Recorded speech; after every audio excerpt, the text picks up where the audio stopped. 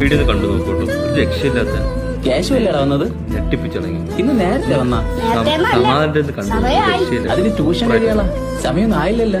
ചേട്ടനെ കണ്ണാശുപത്രി കൊണ്ടുപോകും പറഞ്ഞു ട്യൂഷനിൽ നൈസായിട്ട് അങ്ങ് ചാടി. എന്തിനാ അമ്മ ചേട്ടനെ ചുമ്മായിട്ട് കുറ്റപ്പെടുത്തുന്നത്? മക്കളത് കാര്യമാക്കണ്ട, അമ്മ അത് ചുമ്മാ പറയണല്ലേടാ.